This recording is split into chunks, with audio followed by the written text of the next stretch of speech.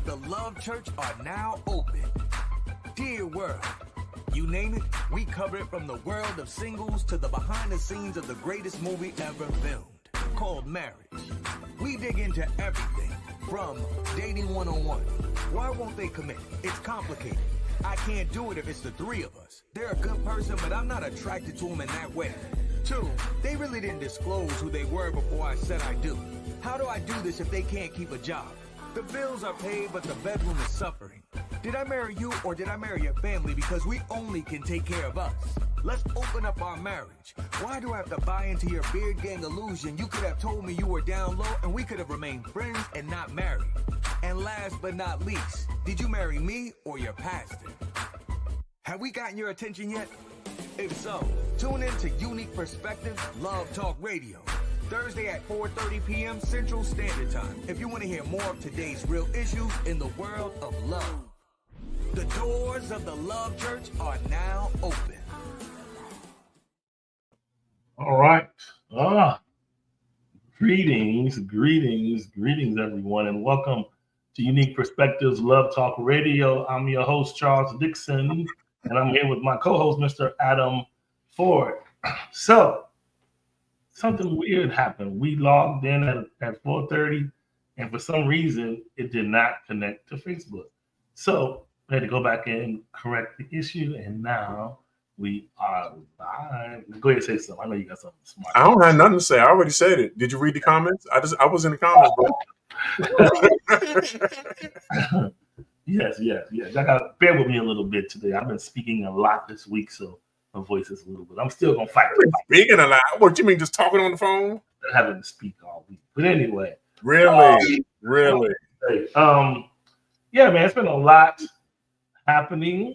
You know, it's been a whole lot. What I was gonna say. I don't know if you heard about this, Adam, but people may have saw this, but it was a big thing going around on social media about this African-American couple, young guy and girl, right? They were married, but very, very toxic dynamic. And unfortunately, it ended up in both of them being unalived. So, this was all over social media.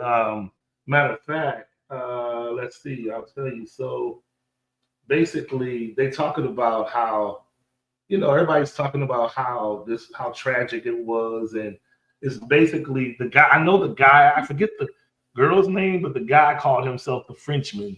And that's not his real name. That's the name he went by on social media or whatever. Okay. So make a long story short, from what I gathered, they just kind of had this historical toxic dynamic. I mean, fighting. I mean, so much so was when he had this kind of live that was just short of an hour that came out maybe on Monday. I think it happened maybe Sunday over the weekend, but it was out on Monday, a live that he did or whatever, and it was circulated. And it was about less than an hour, and it showed he was kind of recounting his version of why they were where they are currently, how their relationship is. Different things, and I believe he thought she was cheating or whatever the case is, and so they were going back and forth, and then the reason why it was so jarring was we have gotten to a place where it's sad, but toxic is love goals. That it's like we have somehow convinced ourselves if you almost nut crazy about me, you really love me. Not that we should be concerned that this is not right.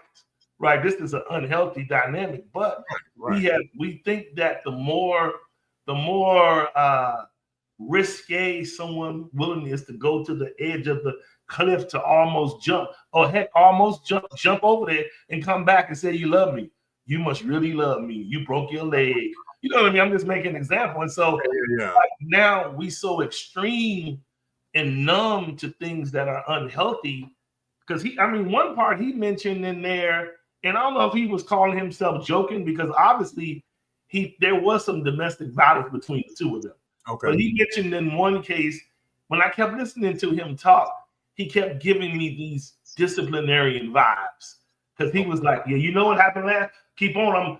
I put them hands on you. Because y'all, one time she did this and I beat her for 3 hours. And I was like, what? So, and then but here's the more concerning part about it. She kept on going and kept on throwing gas on the flame. And I was just like, y'all are parents. You got children. So if you know this is the dynamic, like, why keep this going like this, right? And it was so sad because it got to a point in their live that she started talking, but she wanted to tell her piece. And so she starts rattling off these women that she alluded to him maybe cheating with. But then this is where it got real crazy. Okay. She mentioned the man's name, somebody named Uda.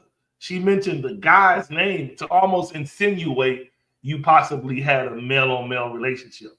Wow. But that's when it all shifted, because he actually said, you're going to mess around and get unalived. And she said, if you're going to unalive me, then I'm going to say blah, blah, blah, like it's a joke.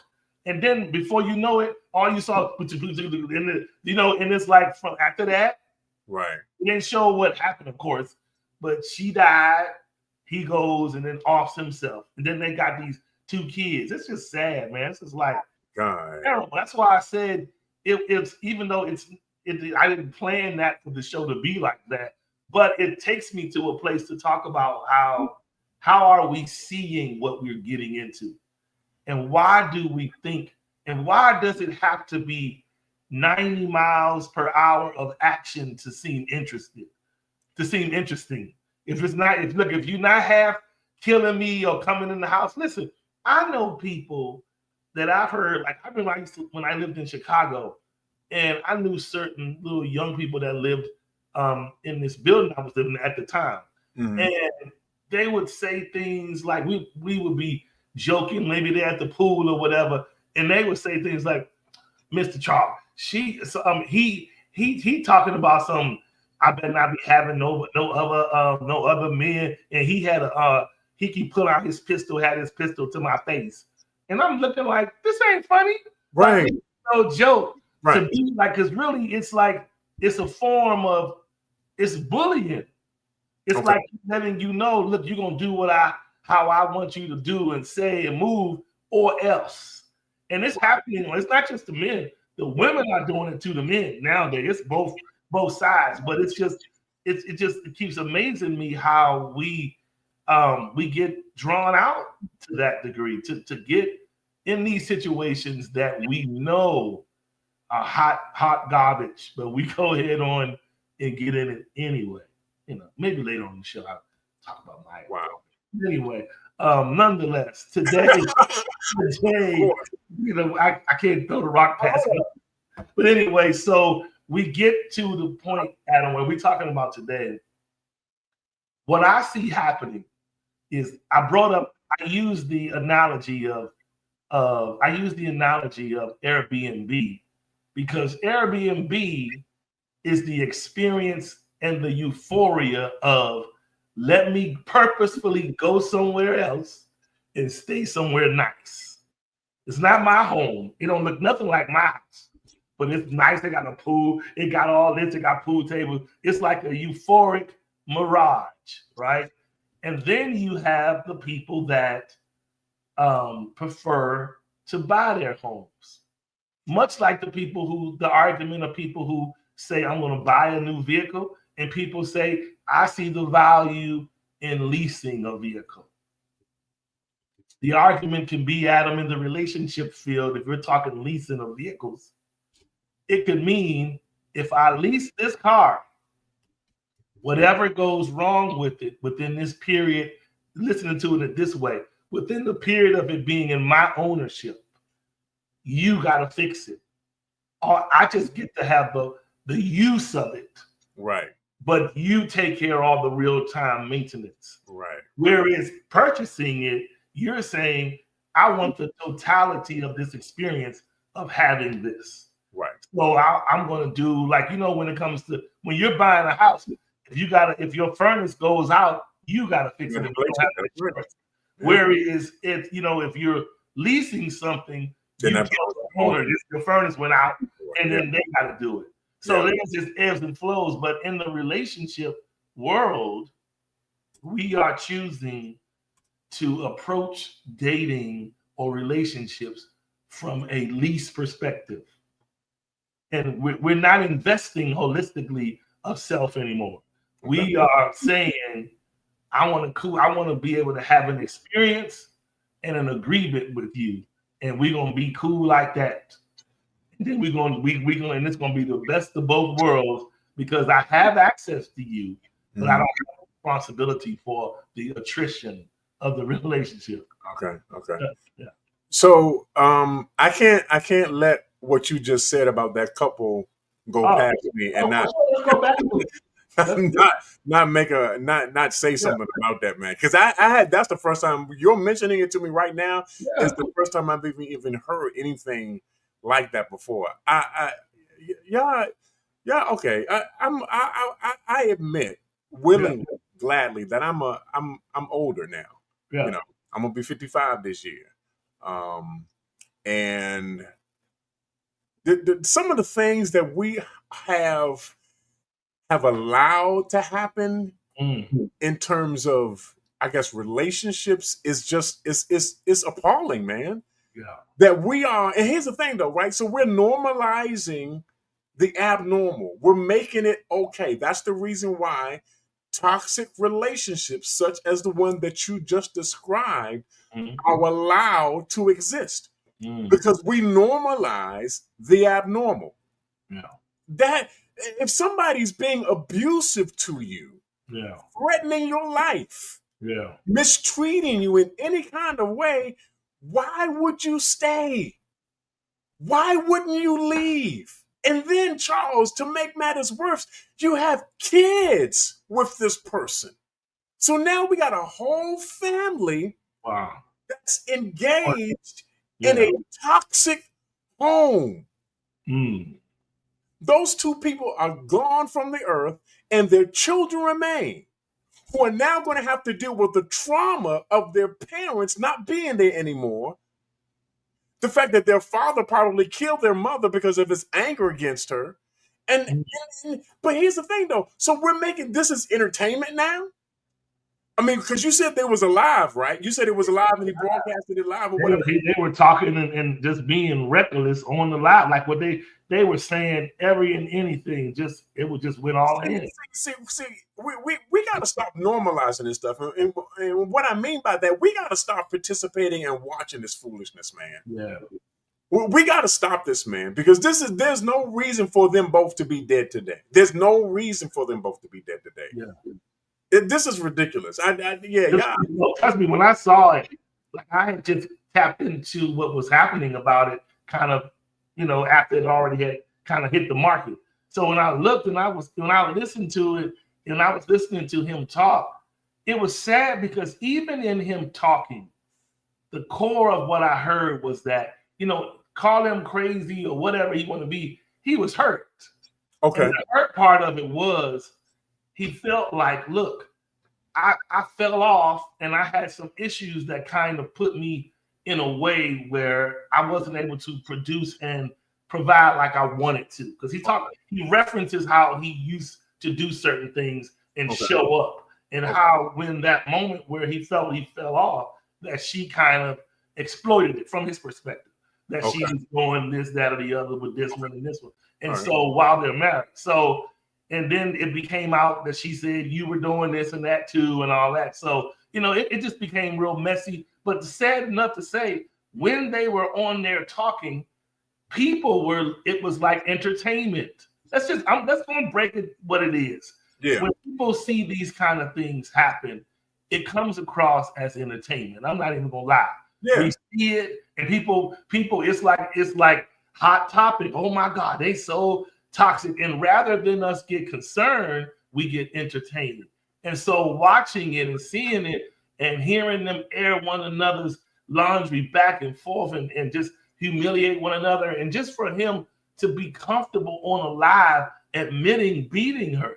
Yeah. It's crazy enough, so the whole thing of it. And so and then I understand that he went to prison for a short period of time or whatever. And so And when she meant, it was just something about that hot button when she mentioned the man. When she mentioned the male's name, it shifted it. And then I think he felt like, okay, call me a whore all you like. Okay. You know, okay, but let's just call it what it is. Whores, this is a double standard because a man whore is applauded. A female whore is disregarded. All right. That's what it is. And so when a male comes across, that's why he wasn't worried about her talking about women. Right. He got concerned when you question my manhood to the world. He's masking Forget about I'm a woman beater. Forget about I'm a father and doing this in front of my children. You understand what I'm saying? But he looked at the female part as prowess, but a man on man thing is wait, you draw the line right here. And for him to literally say, the deep thing about this whole thing is for him to say, oh, you trying to get unalive. That right there was the benediction. To just get to that point, because what he was pretty much saying is, look, don't you know I have the propensity to turn the dial and shut it down. Right. If you keep playing with me. And he followed right on through with it. And that's just man. And like you say, a sad thing, young married couple, just like that over some foolishness. Yeah, man. Here's the thing, though. So this is what I really don't understand. I'm gonna say this, and we can move on. Okay. I don't understand how it's okay for us to broadcast our dysfunction and malfunction. I don't understand that. I seriously don't understand. And again, y'all help me in the comments. Maybe because I'm older now and I just don't tolerate the foolishness anymore. I don't like craziness. I don't like confusion. But I don't see how it's of any benefit to you or to me or even to those that are watching. Why would I broadcast on an Instagram Live my relationship dysfunction? Why are we doing that? Why are we doing that? It's and I understand that the whole, your whole point of it being entertainment, because to many of us who don't know no better, obviously it's entertainment. We like to watch train wrecks. We like to watch car accidents. We like to watch things implode and explode and collapse completely. You know what I'm saying? Why are we allowing this stuff to happen, man? This is some foolishness, yo. But guess what? You got to look at it. Let's unpack this realistically. The table has been set when we watch reality TV. What do you think Real Housewives or whatever state it's coming into their homes? Right. When Diddy had his making of a band, or all these things, or hip hop of whatever place is, all of this stuff is invasions of lives to make drama. Right. Heck, what do you think the cinematic version of Straw is? A trigger point. Tyler Perry's movie, that's right. His movie Straw is a trigger point. You can't tell me that to put a movie out here where you are highlighting an African-American woman, that all of these tumultuous instances happen within 24 hours, only to end up at the end to realize the lady had pretty much had a nervous breakdown and she was mentally unstable. Wow. But her life played out in that day before us. I mean, she had police harassment, road rage, the police telling her, I should kill you. The boss at the job he was just overdone with her and her need to leave work about her kid, and she going to school. The daughter don't have lunch money.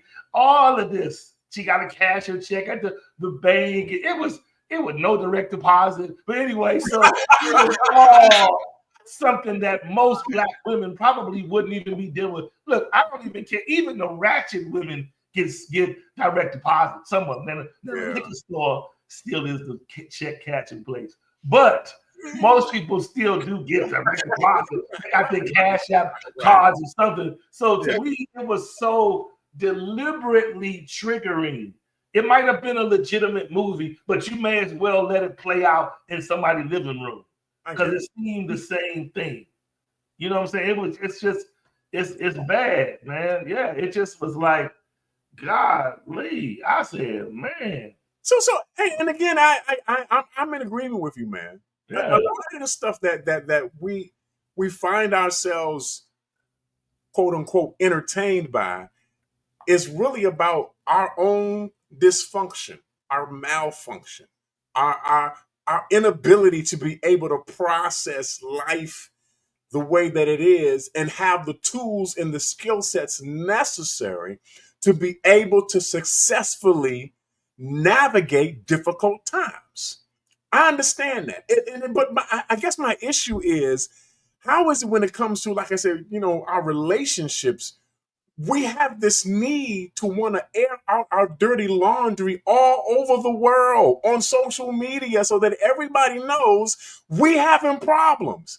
Listen, as an introvert, I keep my private life private because I don't want you to know my business. You don't need to know my business. You know why? Because it ain't none of your business to know my business. I keep my stuff to myself, between me and my wife and my family. That's how you ought to be living your life. Not so that everybody knows what's happening in your life.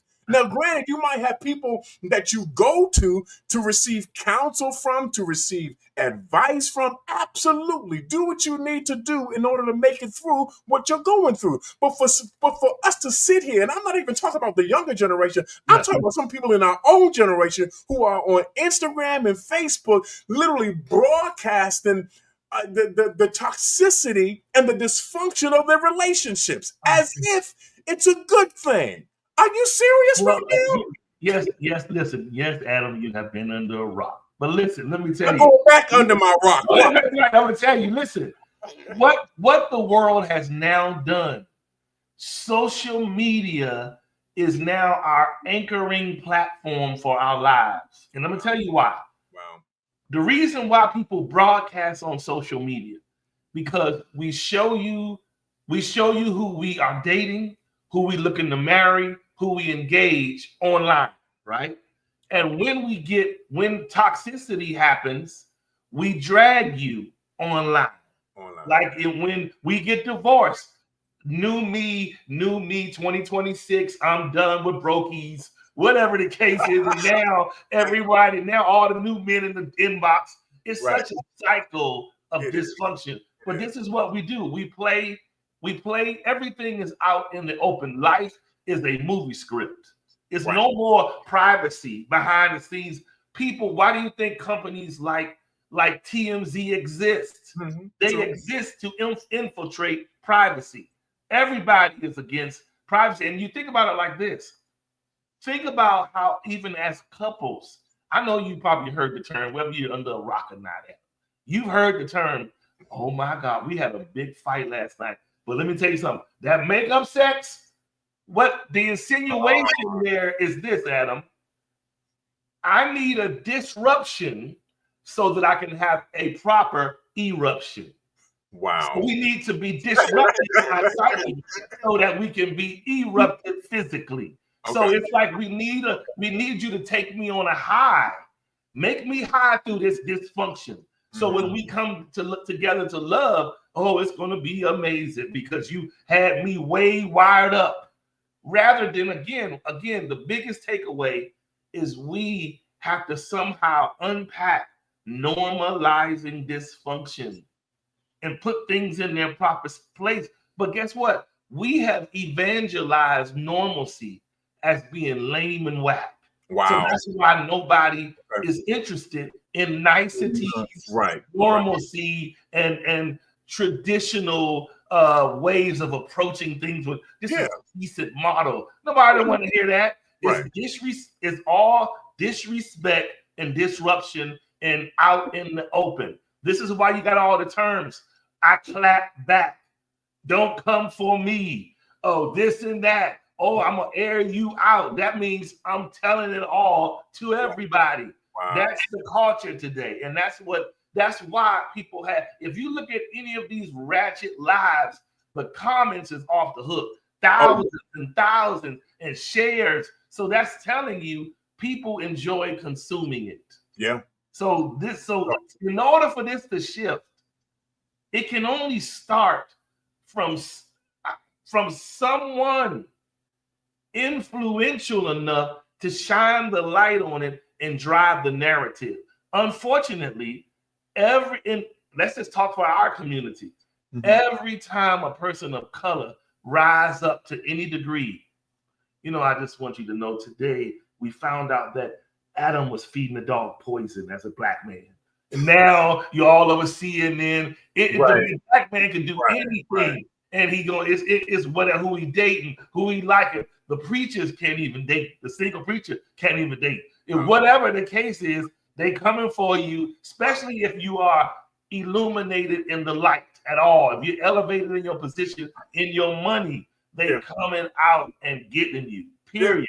It's just like, it's like in this day and time, it makes a person say, because if we all are honest, whatever we're gifted with and we're talented at, we would be lying if we didn't say, if I were to be able to get my business up off the ground, I would be happy. And we want to do it because we want the accolades of who we believe we are.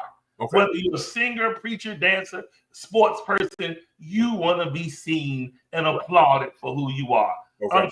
Unfortunately, in today's world, success is scary because people will like what you're doing at the ground level. But the minute you elevate, now it is, don't you got dirt on him? Don't he be cheating on his wife? You need to put in the comments and put in her DMs a screenshot.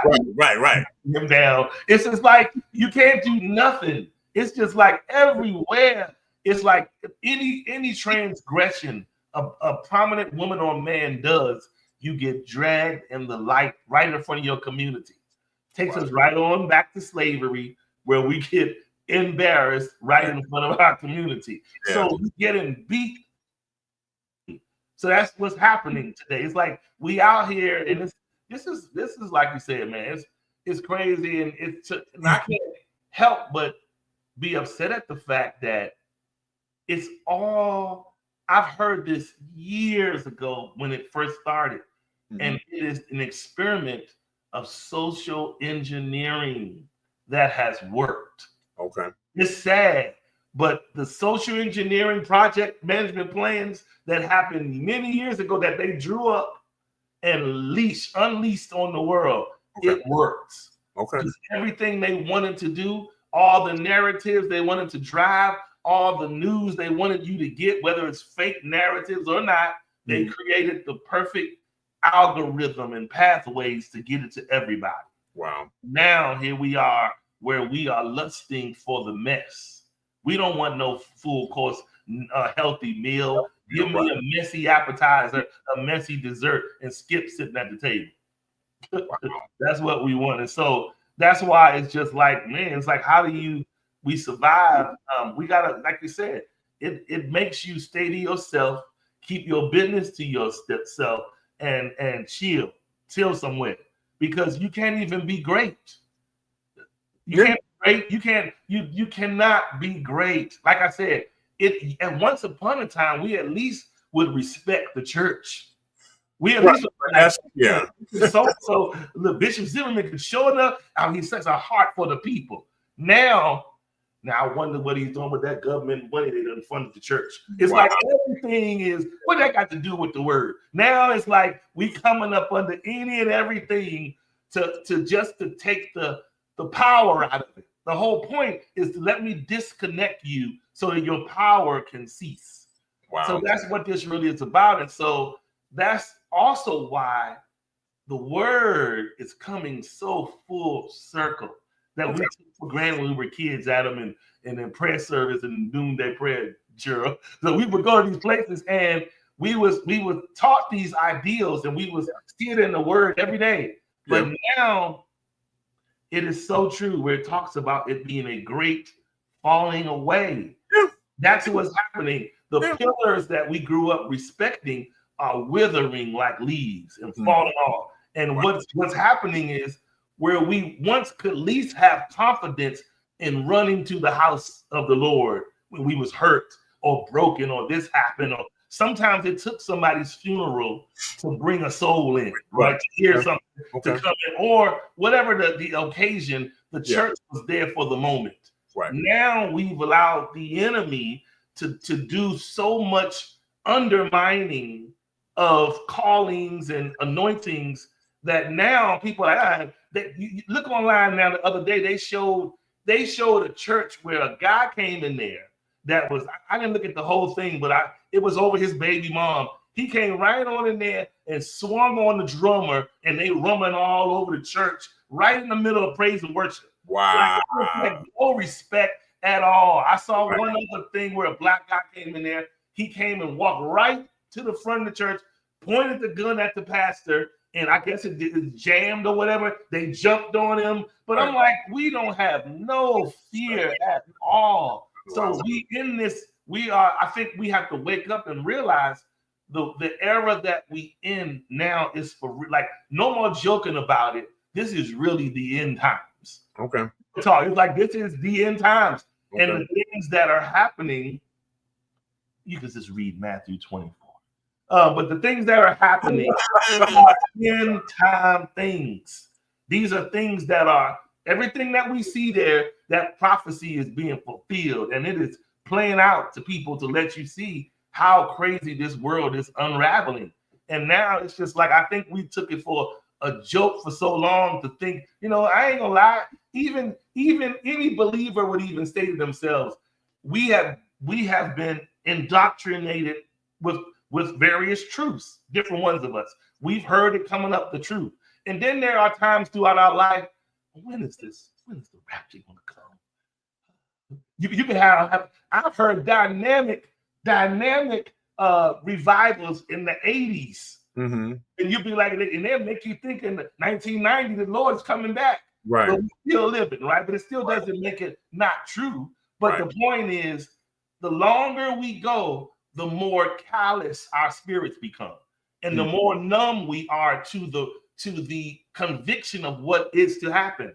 We don't believe it because time is moving, it's becoming more lit.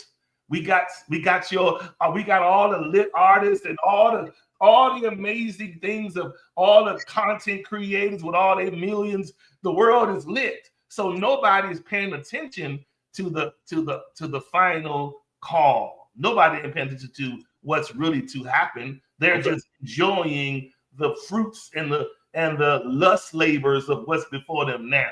Mm-hmm. So not understanding that we need to pay attention that these things that are happening are not just for your entertainment. Right. These are monikers of warning. Right. We just not receiving it that way, but it's really warnings happening right before our face. Even listen, Zimmerman, probably you too, Adam. I'm gonna tell you, when I heard the issues of what was happening, that's right, about the days of Noah. When I heard the issues of what was happening in the East, it was scary because that's in the word. Mm-hmm. It talks about how the world would be once warring starts in the East, which is Israel, Iran. It's in the Bible. I ain't making it up. So the point is, it's scary to see it come to fruition because you're like, man, this is really, really happening. Like, it's really happening right now. Like, and so we being caught and deceived. Look, the enemy is getting us, Adam, with nakedness. He distracting mankind with nakedness. Okay. You got women over here. Everybody is socially constructed to be goddesses. You got your shows. What's that one show where they talking about? I forget what the Eva is the madam of the strip club, and you got all these sculpted men naked in the strip club. The whole point, Adam, is the whole point is to be deceived with your eyes. Okay. So if you're deceived, you're numb to what's really happening around you. Okay. And it's embarrassing that we are so, unfortunately, lamb for the slaughter. All you gotta do is put some steak in front of us and we ready to gorge. Oh my God, you look at that. It don't matter, but we losing it. And so what this is doing, man, this is putting us in a very precarious position, even as believers, So this is the time like none other to hold on to whatever anchors you have been taught at this point, because you're going to need them in this last hour. And I didn't mean to go this direction. I was like, well, that's the rest of the show, everybody. Oh, no, seriously, this is bad. It's like now, it's like, think about it. Who would have ever thought we would we would grow to a point that many years ago, Adam, I don't know if some of y'all may remember this, but many years ago, if you lived in DC, there was a time where there was an area downtown called 14th Street, 14th and K, down in Northwest in DC. 14th Street was where all of these beautiful prostitutes were. And if you go down there on a Friday and Saturday night, it was like you might as well go to the club because your friends, y'all are riding around just for the sightseeing, you looking, and you like, man, why are you out here on the street? You know, you going around. It was like going around a few, like a 3-4 block radius of women circling the block, getting either picked up or gawked at. And so the point is, we have now transferred that day virtually. We have virtual prostitutes. Now I'm naked and go to my OnlyFans page and subscribe, and we can do a video, we can do meet up in person. This is what it is nowadays. And so it's like that whole deception game has never went anywhere. It's just escalated to fit the time that we live in. And this time that we live in, that whole thing that's happening is tearing marriages up. People can't even get married because it's so many distractions to get up the hill to get there to the altar. You can't stay married because you're not even focused on the needs of your partner. You're focused on what's around you and what you see in your phone, in your DMs and everything. So you got to purposefully, like, I guess you on to something, Adam. You got to purposefully unplug. Because if you don't, I don't care what nobody say, the traps are there. If you are halfway looking something, man, it's the tricks are in your inbox. Make no mistake about it. If you got to be halfway decent. You ain't even got to be fine. Halfway decent. Hi, your profile is interesting. You look very nice. Where do you stay? And because in their mind, the trick is, if you live in my state, let's connect and trick. Because I'm on the money. I need the money. So it's like, let's trick or let's virtually trick. So I don't know how it is on the woman side of it, but that's how it is on the man. It's like you got plenty of groceries in your inbox ready to be unpacked. So that's the testing day that we live in now, that we are at such a point that we on trial. If you ever proclaim to be a believer, your integrity is on trial today. Because every temptation in the book is in front of us. Every one of it. And it's just like, what do we do when this thing is out here like it is, tearing us down? It's coming into the church. I'm not going to say anything about the person's name, but a specific male prophet in the industry, right? The gospel industry. Now it's like his business on Front Street. Like, I get it. He's an elevated figure, but I don't know all of his business or what he does behind closed doors, but they're magnifying the fact that he had some girlfriend that was kind of talking about him being intimate with her, right? So that's kind of where, and so it's just like you can't even live. Listen, yes, we know sin is not the ideal path for believers, but let's be realistic. Sin does occur. That's the whole point of redemption and forgiveness, because God knew that we would transgress. I don't care what nobody says, we will. I mean, yes, he's able to keep that is able to be presented to be kept. But most of us have taken our eyes off the anchor of that keeps you, which is the word, which is fasting, believing, and all praying. Those are the things that give you a shot at being kept. So if you abandon that, you out here on borrowed time. If you abandon that, you out here ready to be snatched up and taken away. So, you know what I'm saying? So we're going to pass this on over. Bruce said tag team, going at him. Talking about the entire antics. We already out here now. Listen. I hear what you're saying, man. And yeah, when you look at the news today in terms of what's happening in the world globally and even what's happening in this country, these are definitely signs of the times. But here's the thing though, Charles, right? I'm not afraid of what's happening. I'm not scared. Bishop Zimmerman, I'm sure you can attest to this. You know why I'm not? Because of the fact that I know, I know that in the end that we win. And so for all of this bluster, for all of this barking of the war dogs, of all of this threat of the possibility of, I'm not shaking in my boots. Yeah, I'm actually cool. I'm actually okay. But because the reality is, I'm not trusting in my own ability to be able to do anything. Yeah. My trust, my hope, my faith is in Christ and in Him alone. So regardless of what my reality may look like, it doesn't determine how I'm going to act or how I'm going to be. You know what I'm saying? And the reality is that, and I know, listen, God is in control. He's never been out of control. He's always been on the throne, regardless of who's in the house, who's not in the house. He's always been in control. So why do I have to worry or fret about anything? You know what I'm saying? I'm just going to continue to trust in Him and believe He's going to work out everything in my life. That's the way it's supposed to be. Now, I will say this. I do believe that when it comes to this whole toxicity idea in terms of it being broadcast, that we absolutely have to make better choices as to what we are going to allow to have access to us. Yeah. It's the reason why I don't get on Facebook on a regular basis and look at all the stuff that's happening on Facebook. It's the reason why I don't have an Instagram account. Yeah. I don't have a TikTok account. I barely have Facebook. The only time I go on Facebook is to post when the show's gonna happen. That's it. That's what I do. And for me personally, it helps me keep my peace of mind. Yeah. It helps me keep a good attitude and a good perspective on life, because I'm not exposing myself to everybody else's toxicity and negativity. You know what I'm saying? I'm not putting myself out there like that. You know what I'm saying? And yes, because if I did, then I would not be able to do what God has called me to do. I would not be able to be a good husband, a good father, a good employee, a good friend, a good brother, because my mind would be filled with all of this crazy, all kind of foolishness. Listen, I don't have time for that, y'all. Now, I can't speak for you in terms of what you do in your life. Yeah. But Bruce, as for me in my house,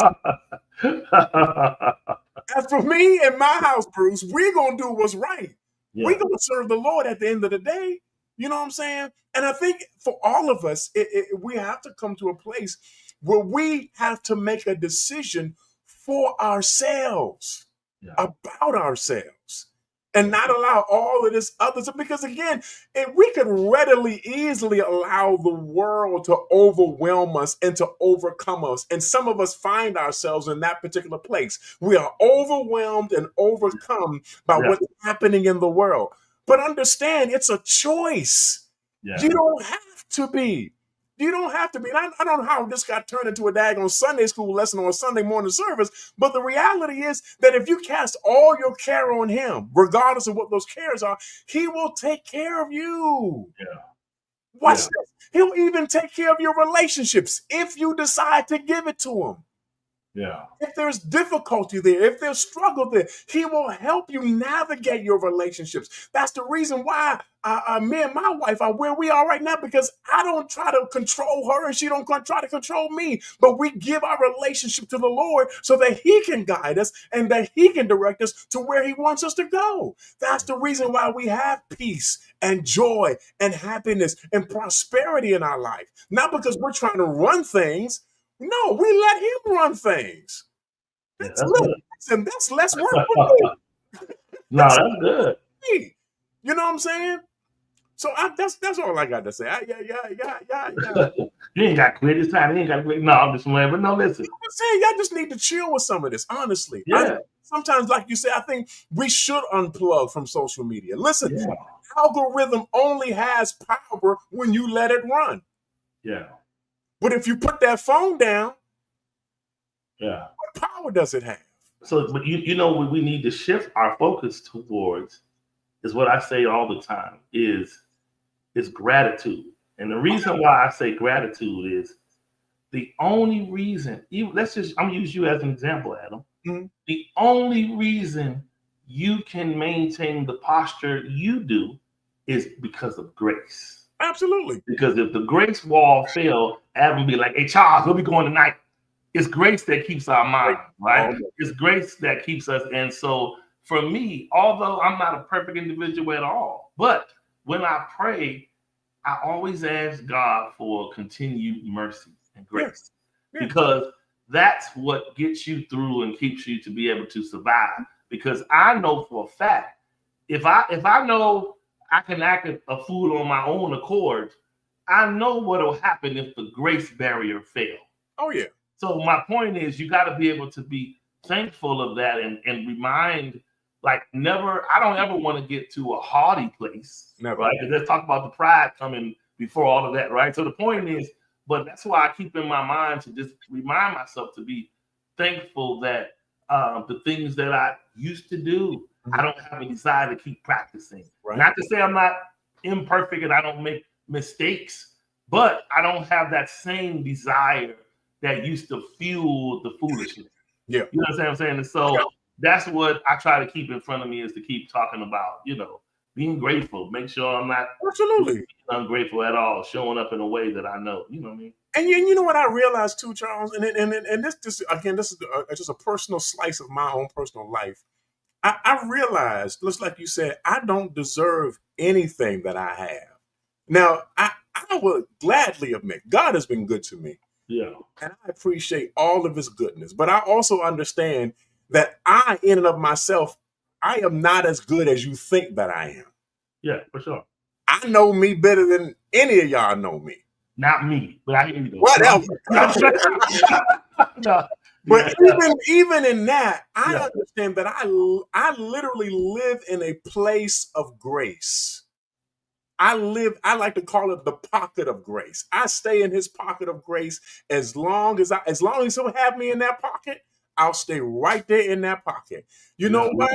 Because I understand that when there isn't enough that I can do about a particular situation, Paul said it like this, that his grace is sufficient, or it's more than enough to meet every need that I have in my life. And when I don't have the answers, I don't need to have the answers. His grace is there to provide the answers that I don't have. Yeah. When there isn't any peace around to be found, guess what? I got grace. I live in grace. Grace will provide the peace that I can't find on my own.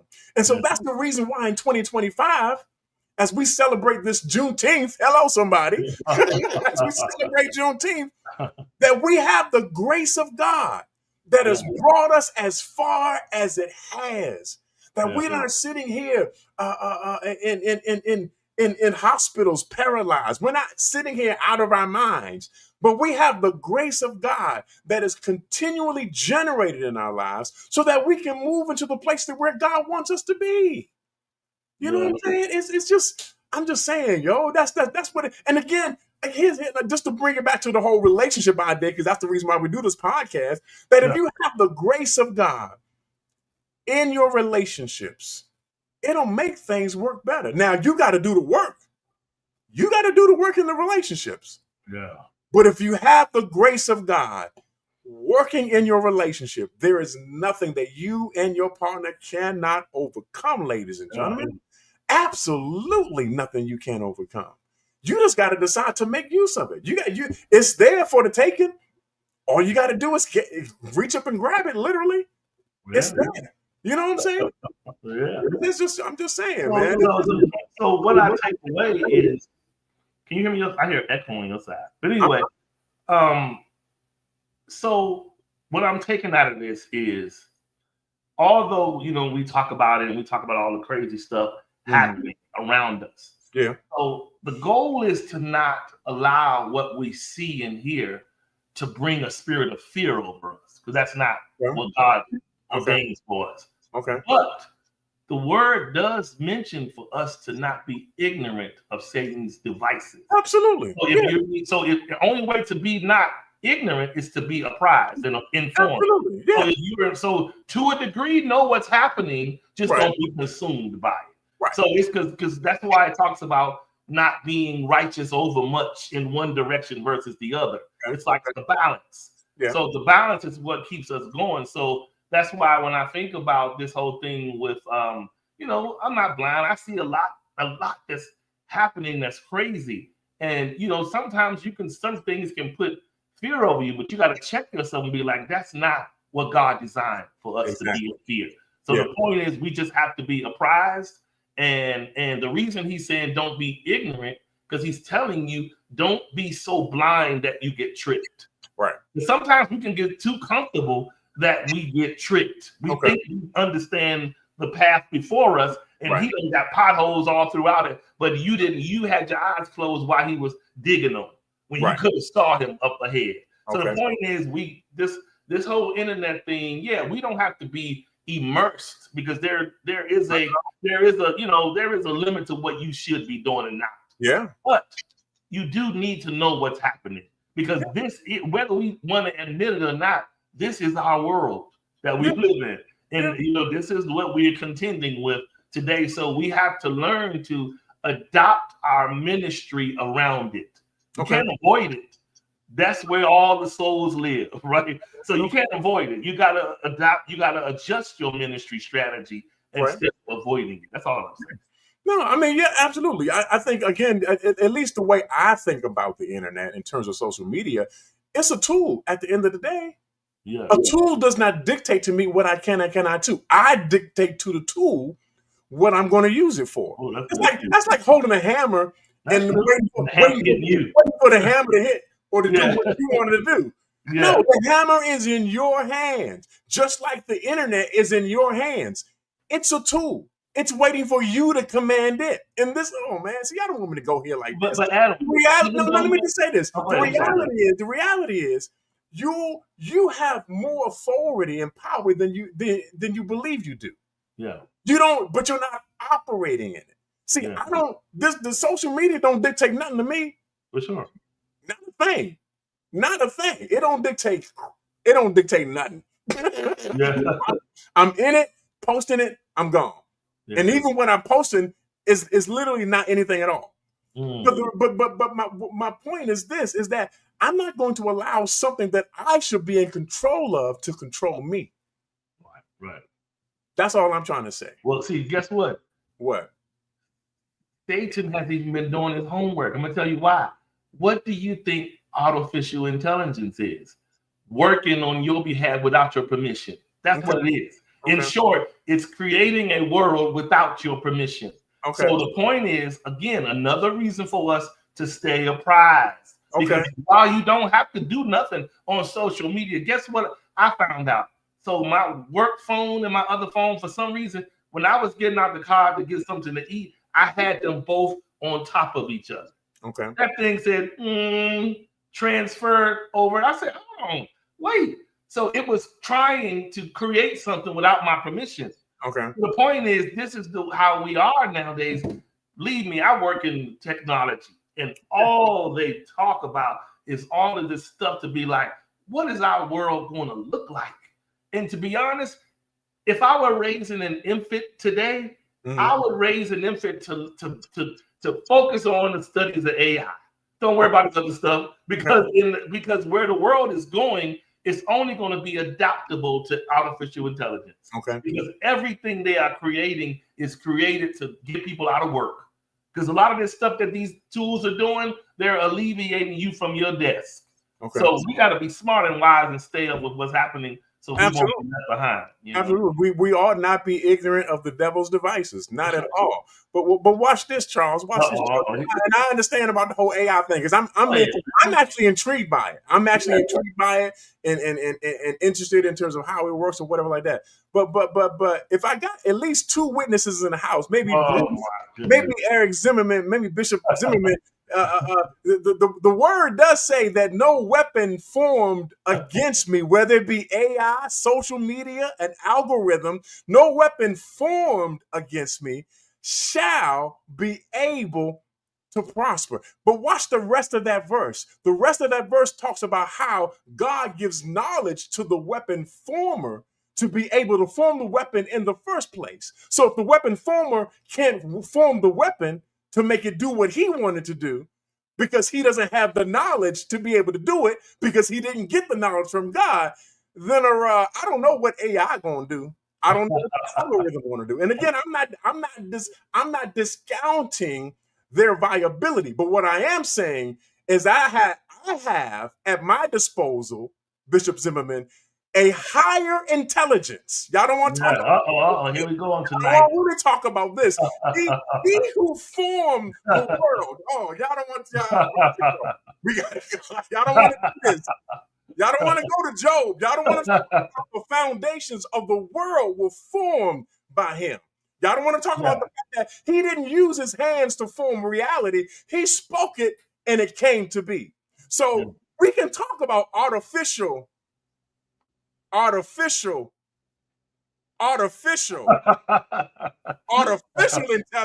We can talk about artificial intelligence, but I'm only concerned about the only high intelligence that rules all things. Yeah. I need an amen. I need an amen. And listen, on tonight, now this flavor, listen, what we have to remember on tonight, Adam, is even to believe, like it takes the mind that we have to even believe that when you said about no weapon formed shall prosper, right? Yeah. So then we go over to the other word where it talks about this is where faith without works come into play. So in order to believe that that's not going to prosper, you have to do some work. Absolutely. And the work on tonight is being apprised. We got to go back to being apprised. So the work to push the faith, we got to have the works. Yeah. And so we can't just say it and it shall be, and we sit still. We have to be active in it, activated. That's all I'm saying. All right, tonight. This is the second time we done had a show that we didn't do. I guess we had, like in church, at least we followed the spirit today, Adam. We didn't stifle the spirit. Tell me, y'all. I was just trying to put my 2 cents on a couple, but you wanted to, you know how you do. You know what? I didn't intend for this to happen. I guess it was necessary to happen, right? I ain't worried about it when things are necessary to happen. Yeah. So it is what it is. We appreciate y'all. Listen, much love to all y'all for tuning in today, participating, commenting. We love it. It's like, especially when we look at them, rarely do we get a chance to pay homage to our upbringings and our teachings. True that. This is what it's really all about. We grew up in the word, so this is only right that we express what we can, where we can. I'm a church boy through and through. I'm on the pew. Through all day, all night. That's how I grew up, and I think that's the thing that sustains you, right? Yeah. That's the thing that puts meat on your bones and strengthen your arms, because it didn't leave you. It didn't evaporate. It didn't disappear. If anything, it became more than what it was when you first got it. Sure. And that's the thing that gets you through times like these. Those good old days take you. Transitions. These are the things. These are the tenets of the faith. Yeah. The pediatrics of our belief that allows us to continue to move forward, ever abounding in the grace of God. What I'm saying is, dude, these times like these make me appreciate. So Bishop Zimmerman can attest to this. Yeah. When he and I were young teenagers, or not even probably halfway that, we probably was 10, 11 years old over there on Alabama Avenue in Southeast Church. Yeah. It's apostolic, right? My mother, we lived around the corner from his church. Our church was over in Northeast. Okay. So we were sister and brother churches. Yeah. So what would happen is, on Wednesdays at noonday, our mothers would take us to the church, and it would be just all women. Yeah. And it was noonday prayer. Getting down on 90s, looking at each other like, but we had to pray every week. we did this for years. And so those are the things that make you see how your mom's prayers still work. Even like for us to evolve to where we are today, even still being alive in this culture, it's nothing but prayers. Believe it. It ain't just our prayers, it's them prayers that got us all the way here. No doubt, man. Wow. And Minkins too. Sean, we'd be in the choir back when I was directing the choir. Sean was we have a good time in church. Back in the old days. Anyway, but we appreciate it, y'all, for tuning in on today. And definitely, man, next week, if God shall tarry, we'll be here 4:30 p.m. Central Standard Time. Again, appreciate y'all. And listen, I'm gonna say this, and we said this before, but I want to reiterate it. If you guys have things that's on your heart or something that you want us to talk about, and then even if you want to come on and talk with it, message and let us know where it is, because the men's ministry, they step up. Zimmerman, Bruce, and they'll come on in a heartbeat. But if y'all got something y'all want to say, let's get it, and it's going to take a village to do this stuff. Absolutely. It's not no one or two authorities. It takes a whole village to do all this. of us. So we need all the input that we can get from the ladies too.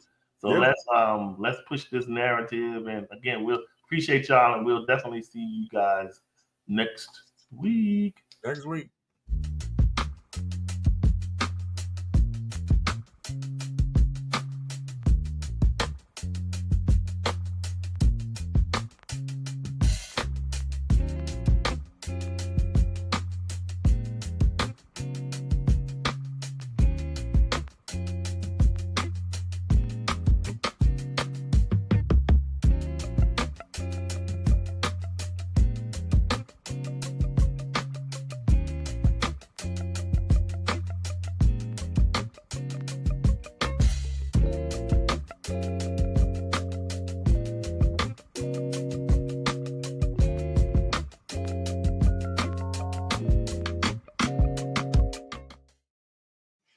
Now, Adam, just so you know, the whole show today was not Charles; it was AI. So really, get out of here, man! Get out of here, bro! Go on, man! Get on up out of here! Lord, you just want to mess up everything for no reason at all. All right, y'all. We'll see y'all. Make daggone sense. You need to go to